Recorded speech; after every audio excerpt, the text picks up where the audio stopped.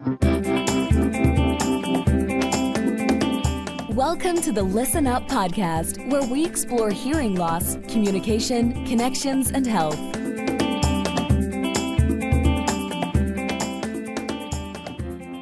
Hey everybody, Dr. Mark Sims here. I'm the host of the Listen Up podcast, where I feature top leaders in healthcare. This episode is brought to you by Listen Up Hearing Centers. I help patients to effectively treat their hearing loss so that they can remain better connected to their families and friends and remain independent. The reason I'm so passionate about hearing loss is I lost my brother Robbie twice. First to his hearing loss from radiation to his tumor, again when he passed away. I only care for ears on the E of ENT. I've taken care of tens of thousands of patients with nerve and hearing loss and done over 10,000 ear surgeries over the past 20 years. I'm the founder of Listen Up Hearing Centers, and I'm also an author of the book of the same name, Listen Up, A Physician's Guide to Effectively Treating Your Hearing Loss. If you want to learn more about that, go to listenuphearing.com.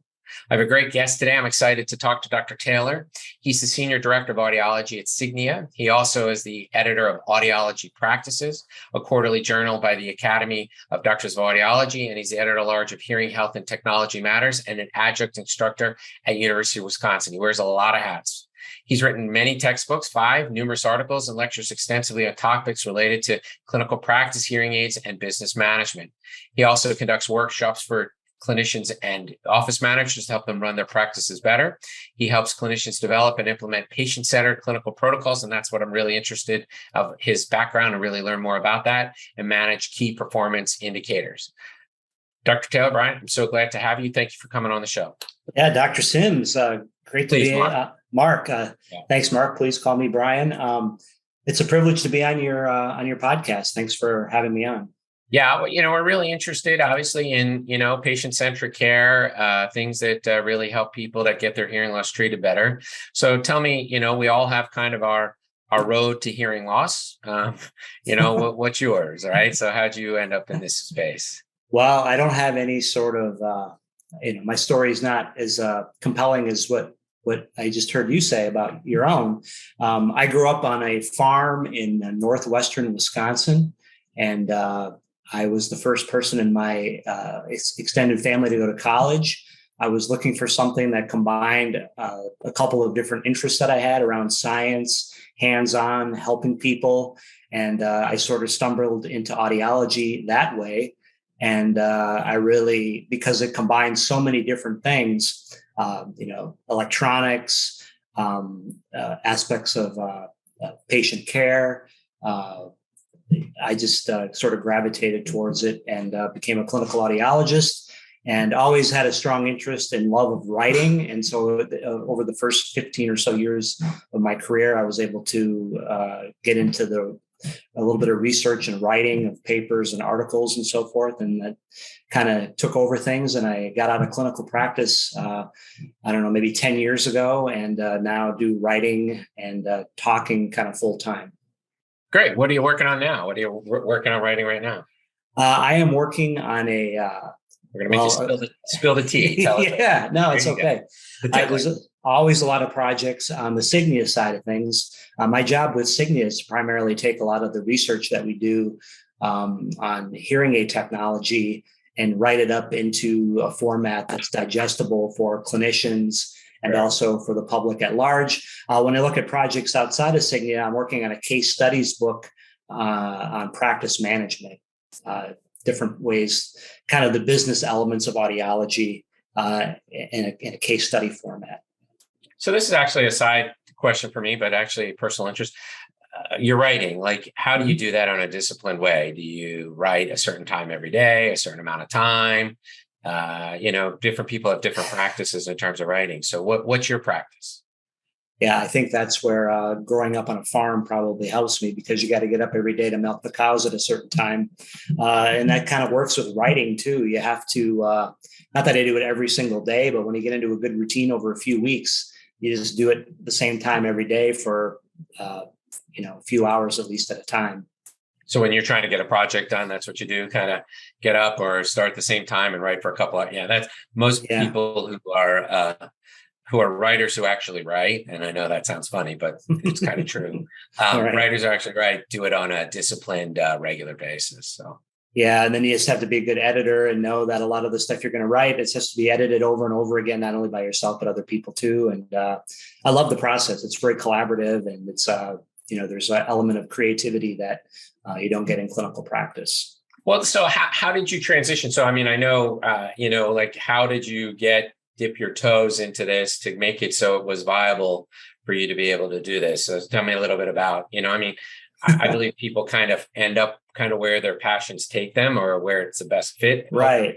And so it sounds like that is, but like, what was the evolution? It'll be interesting to hear how you ended up evolving into this.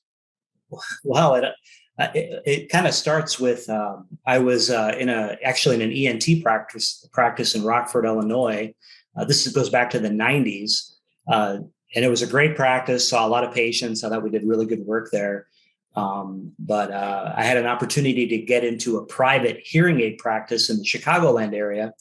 And it was part of what it was sort of the first generation of corporate roll-up inside of audiology, where small little mom and pop audiology practices were being purchased by larger organizations. And all of a sudden I go from being in a one practice operation to being in an operation that had literally 100 and some practices. And of course, you need somebody to sort of systematize the process, the clinical process. Yeah, exactly. So that's where my ability to kind of put pencil to paper really helped me, because I was able to write up the processes, the best practices, and then communicate it to the larger staff. So it was ending up in a large organization trying to standardize the care is kind of where you started in all of this. Exactly. And so what were some of the hardest things to get standardized? Well, I think it starts with, you take it sort of for granted, I guess, when you're in a practice with a few people, that you all more or less kind of do the case history and certain tests, not exactly the same way, but you all sort of have the same workflow. But then you start seeing how people do it in another part of the country, maybe much differently. And then it becomes, how do we respect somebody's autonomy, but at the same time, we're trying to build a consistent brand, reproducible system, right? Yeah, exactly. So it's it's a lot of give and take. It's a lot of meetings to discuss and that kind of thing.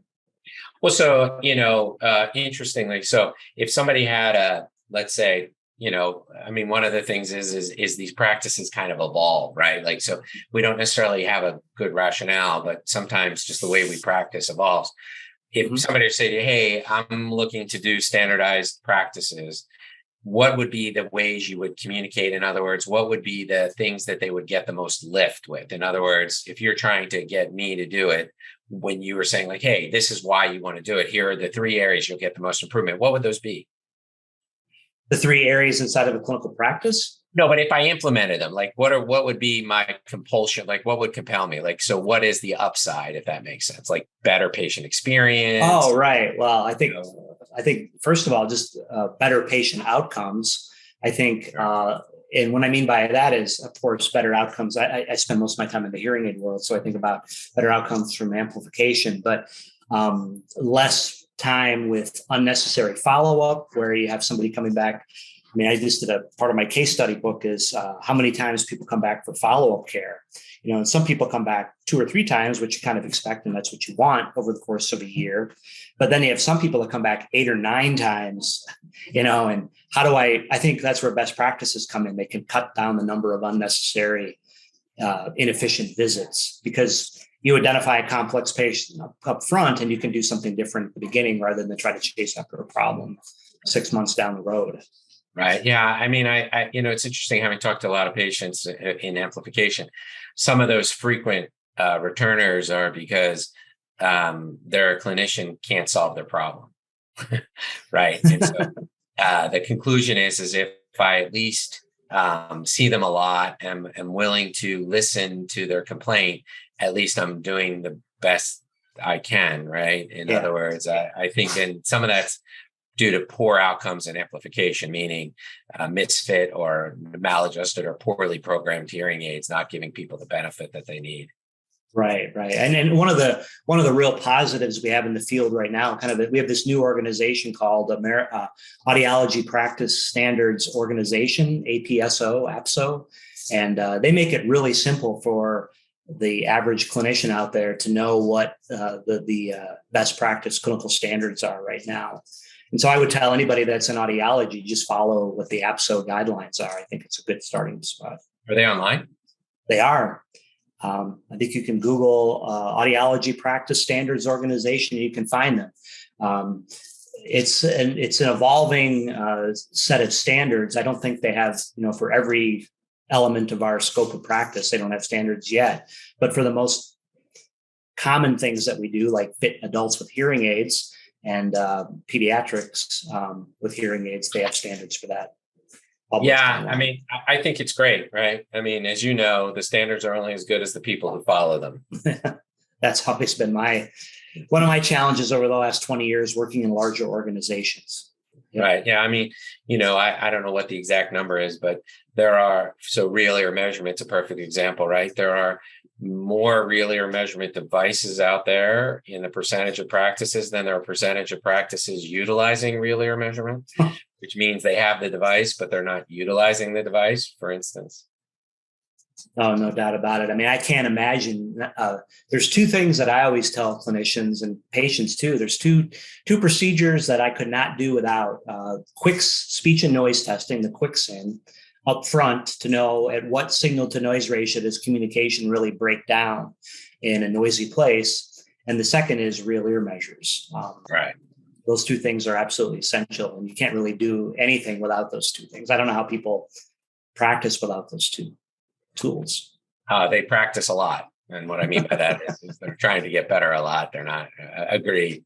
So those are definitely. So, when you look at the standards that you're developing, where else do you see the standardization outside of the clinical care? It's elsewhere in the patient experience. Where else do you see there to be a lot of benefit? Well, I think that when it comes to patient care with standards, well, I think I'm sorry, I'm not sure if I follow your question. Well, is there elsewhere, obviously we want standards to get good clinical outcomes, right? But right. satisfaction too, right? So do you develop clinical standards in terms of elsewhere in the patient experience, right? Yeah, no, I think that satisfaction, I think another standard that you could build something around is the patient sharing positive word of mouth about their experience in your practice. I think those are all important parts of any standard from more of a business standpoint, maybe. Sure. Well, it's all the same, right? I mean, if people aren't satisfied, they don't become good messengers that other people right. should. It all fits together. I actually personally believe that a large part of resistance to treating hearing loss is poor peer experience, meaning that most people know people who have had a bad experience with hearing treatment. And so that's one of the reasons people come in resistant to wanting to treat their hearing. I mean, they know people who have hearing aids who don't hear better. Yeah, I would share that sentiment with you. I think that's a bigger resistance than a lot of other things that we have policies directed at. And that one's a tough one because that's really about quality and actual efficacy of the rehabilitation. Right. That's something that I was just talking about not too long ago at a meeting was, the average price of a pair of hearing aids is over $4,000. And somebody walks into a place where they really want to hear well, like at a cocktail party or some sort of a reception, some kind of a social occasion, and they might only feel like they're getting $500 worth of benefit. And that disconnect between what they paid and what they're getting, at least from a perception standpoint, leads to a lot of negative word of mouth. Yeah. And, or other people's experience, like, saying, Brian, you have hearing aids, but I still have to repeat myself 4 times. What good? Right. Yeah. Why? Right. Why did you bother to get them if they don't get you any better? Right. Right. And that's where all this patient-centered care, I think, comes into, because if you look at what each person individually, how they're the environments that they're in, what their signal to noise ratio hearing loss is, what their expectations are, I think you can put together a much more comprehensive plan as far as what kind of benefit they can expect when they go into those challenging situations. Yeah, no. And so are there, I mean, explore that a little bit more for me. I mean, I've heard that term patient-centered care, and I have my own concept of it. Can you kind of communicate to the audience what that kind of means and what that looks like? Well, I mean, in simple terms, for audiologists, I would say it's spend less time talking about the test results and all the nuts and bolts of the technology and spend more time talking about What's in it for them? The perspective of the patient, the individual. Right. So treat the patient rather than the audiogram. Right. And I mean, it's easier said than done because our comfort zone when we're trained is to talk about the test results, to talk about the X's and O's, to talk about all the interesting things inside the hearing aid. And, frankly, most patients don't care about that stuff. Well, I mean, smartphones are very similar, right? Do you really care about how it works, or do it makes your life easier? You can text people, get on the internet, and they have cool apps that do stuff, right? Like, exactly. So, and when you look at the advertising, sometimes they'll say it's a bigger screen or something, but by and large, it's not really about how fast the chip is or, all of that technology stuff, right?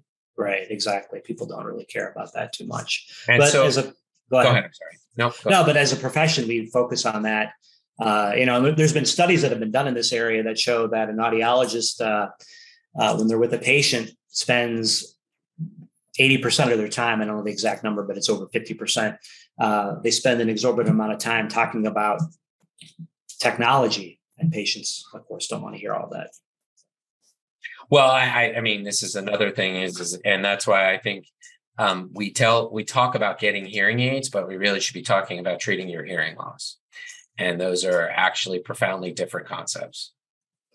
Exactly, because the hearing aid, no matter how sophisticated it may be, is not, other things need to happen to optimize benefit. Sure. A lot of education, just as simple as like knowing where to find the quietest place to sit in a busy restaurant, or even to identify restaurants. I mean, there's apps out there that do this now, and I share this with clinicians all the time. Educate your patients on how to use this app that identify the quietest restaurants on a Friday night in your community and encourage them to go there, not the ones that are 70, 80 dB of noise every night. Yeah, unfortunately, the restaurants are designed to be loud, as you know, on purpose. So that's a whole nother stuff. So where do you see this going, Brian? Like, I mean, this is all good stuff. Where do you see this happening? Like, let's say 2 to 5 years from now, what transformative changes do you see happening with this? Well, the big one is, of course, over-the-counter hearing aids. Sure. That is going to, I think, make some. It's going to change things. I think in a pretty big way. I mean, nobody knows for sure, but I think that it's great for people to have a choice. I think that most of the prototypes of these self-fitting hearing aids sold over the counter that I've seen that would meet the FDA regulatory requirements are pretty darn good devices. I do think that most patients are probably going to need down the road, if they really want to get the most mileage out of these devices, they're going to need to see a professional for various reasons. So I think, it's an exciting time to be in the profession because self-fitting and OTC combined with remote care, we can make a big dent in the uptake of hearing aids. As you know, depends on the study that you cite, but 80% of people that have an aidable hearing loss or a treatable hearing loss, 80% don't get the help they need. Right. Even if you can move that number a little bit with OTC, that's good for us as a profession. Sure. I mean, I think there's actually two epidemics. I think there's untreated hearing loss epidemic, and I actually think there's an undertreated hearing loss epidemic as well. Mm-hmm. I think there are a substantial number of people who have hearing technology that are not maximally rehabilitated. And I think that's a big problem. I couldn't agree with you more. It's really well said. I think, there's all kinds of studies I can think of that I've worked on over the last couple of years with people that show how underfit people are with hearing aids. Unbelievable. Right. It's an epidemic. So if we want to mitigate the health and social risks, we actually have to get people to be rehabilitated maximally. And so, my take on over the counters, I mean, it's, I'm not trying to be flip, but, we can all go to Home Depot and buy the paint and put it on the walls ourselves, mm-hmm. or we can hire a painter. Mm-hmm. right? And Mm-hmm. there's not necessarily a right answer, but if you probably have let's say a 2,800 square foot house and you have a full-time job, you're probably going to hire a painter. Right. And so some of it's the scope and the nature. So yeah, if you need a powder room painted, you'll paint it yourself. But if you have a big job, and I think that's kind of OTCs too, right? Like if you have a mild hearing loss, I mean, I think you're right. It'll show people the benefit of rehabilitation. But obviously, if you want to be rehabilitated and mitigate the risks, I'm not sure the OTCs is going to be able to do that for you. Right. No, I agree. I think it's sort of like the way I look at it, OTC is sort of this good enough solution that might help you situationally when you're maybe a little bit younger, have a milder condition. But then if you want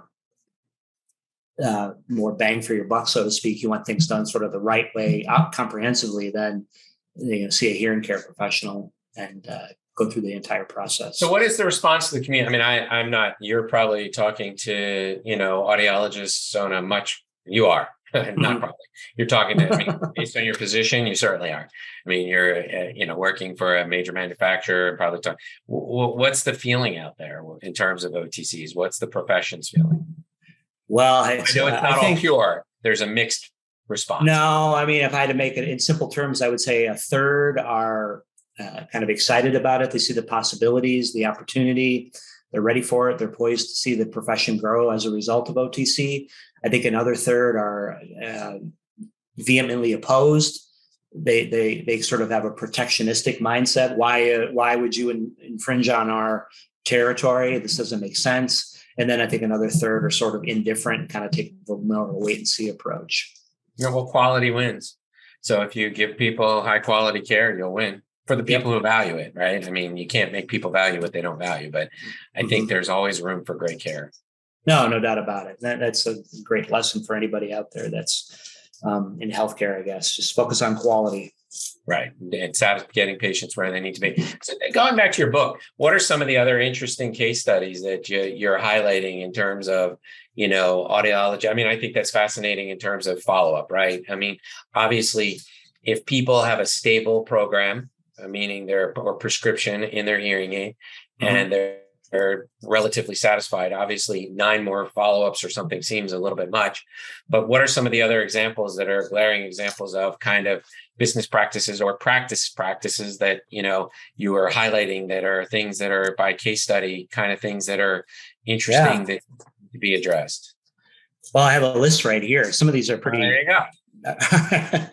are much more business oriented than they are really healthcare oriented. But some of these go also, especially in a medical practice where ENT and audiology are sort of working together. Sure.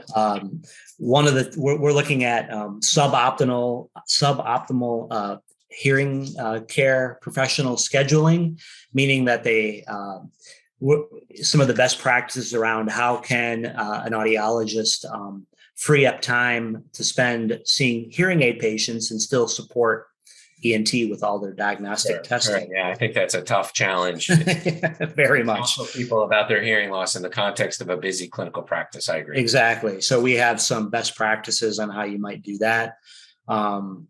Another one is a hearing aid candidacy criteria.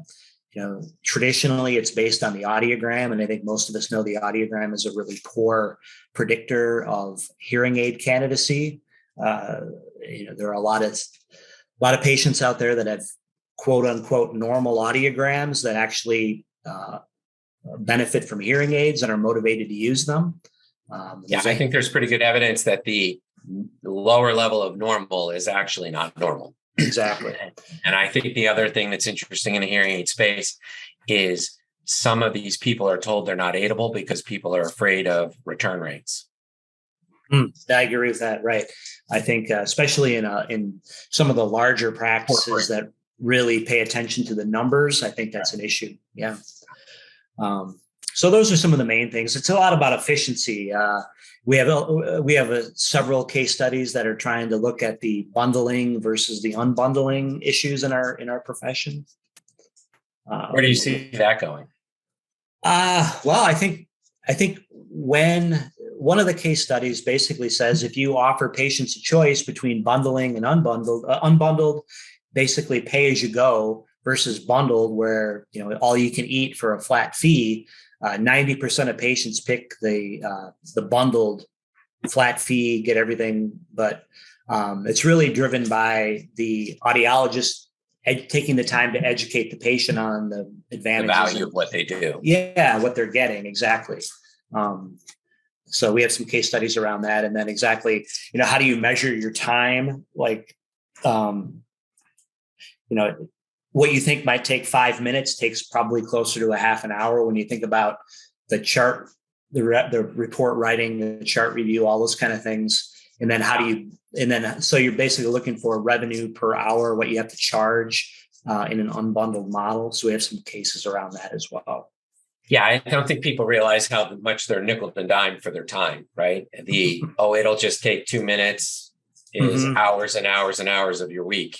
And I'm not sure people realize that. And they're well-intentioned. I just don't think people realize how much that can erode their time. Exactly. And then, and that's a big part of it. We have a lot of cases around efficiency and the use of audiology assistants. It's kind of surprising to me, maybe I shouldn't be surprised, but how resistant many audiologists are to having somebody offloading some of the routine stuff around, showing somebody how to pair their Bluetooth. Sure. Here, instead of an audiologist doing that, maybe have an assistant that does some of that more routine kind of work. Do you see these types of things permeating into the graduate education component? I mean, obviously everybody becomes an audiologist, goes through audiology school. And for the listeners, that's usually an advanced doctorate degree of a program of 3 to 4 years. And so do you see this permeating into the curriculum of those programs? Because that's where every audiologist is born. And you would think we could get these concepts to them there. That would be great. It is, but I think that's one of the real challenges of the profession is the type of the academics. Yeah, it's we have 70 some programs the last time I checked, and I can guarantee you that not all 70 of those programs are teaching cutting edge business principles. Yeah, well, I mean, actually, it's kind of interesting. I don't disagree with you that it's cutting edge business principles, but it's actually cutting edge practice principles, right? In other words, you want audiologists if I'm a patient, I want my audiologist doing what audiologists do best and the other people doing what they do best, and not necessarily having an audiologist do things that they don't do best, right? Does that make sense? Yes, it does. Yeah. And so we have work to do in our profession to make things more consistent. So when's your book coming out? Well, it's going to be at least a year, probably a couple of years. This is the most challenging book project I've ever done because it's with a textbook company called Tima, which is a German company. They do a lot of medical and clinical stuff. Yeah, I did one book for them called Audiology Practice Management, and this is a support book. Case studies on practice management. And the company has changed hands a couple of times or locations a few times since we started the project. And as anyone knows, maybe you know this, Mark, if you've written a book or been an editor, trying to get authors to write things very for difficult. You is very, very difficult. But I think we're in a good situation now. It should be another year and a half or so. Well, I look forward to seeing it. That would be great. So, Brian, one of the questions I love asking people is we're in this sound world. What's your favorite sound? What sound do you like the most out of all the sounds? Oh, man, it's a tough one. I will say a couple of things. The sound of crickets at night, especially in the springtime after a long Minnesota winter. Well, you must not have tinnitus. I actually do have tinnitus in one of my ears. I'm joking.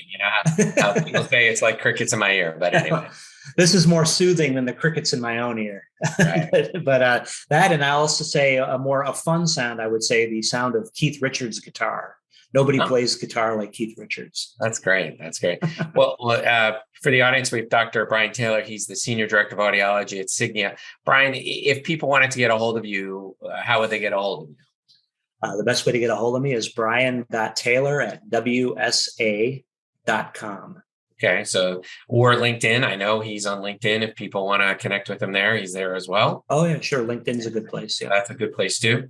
This has been great. I mean, it's an interesting stuff. I think it's a great field, and, the field is changing really rapidly right now. There's kind of tectonic shifts right now that nobody's really sure where the land is going to end up. But I think it's an exciting time because it draws attention to hearing loss, which I think is an incredibly underappreciated medical problem that needs to be better addressed. So I really appreciate you sharing with this topic.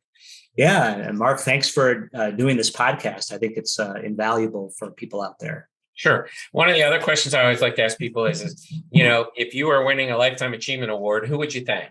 Like, I want to thank X. Who would that be? Oh, that's a great question. I'll tell you who I would thank. It's the person I've actually gotten to be pretty good friends with. Gus Mueller. He's probably one of the most well-known audiologists in the world. Right? Yeah. Oh, yeah. And Gus is he is such a great writer and thinker and teacher. And he does it in a way. I want to get him on the podcast. He's on my potential guest list, so you're going to help me. I can definitely help you to do that. Gus, I'm sure would agree to do it. He does everything with so much. There's always a fun element to what he does. He's such a great teacher, and I have the utmost amount of respect for him, and a lot of clarity to his writing. Exactly. Yeah. So he's the one person I would thank. Wow, that's great. I mean, it's always interesting to hear that as well, and. Everybody, for the audience, again, this is Dr. Brian Taylor. He's the Senior Director of Audiology. Brian, this has been a great conversation. Really enjoyed meeting you virtually, talking about a topic you're clearly passionate and know a lot about, and this has been wonderful. Thank you for coming on. Yeah, thanks, Mark. Thanks for having me on. I appreciate it. Thanks for having me. All right. Great episode. I appreciate it. Thanks. Thanks for tuning in to the Listen Up podcast. We'll see you again next time, and be sure to click subscribe to get updates on future episodes.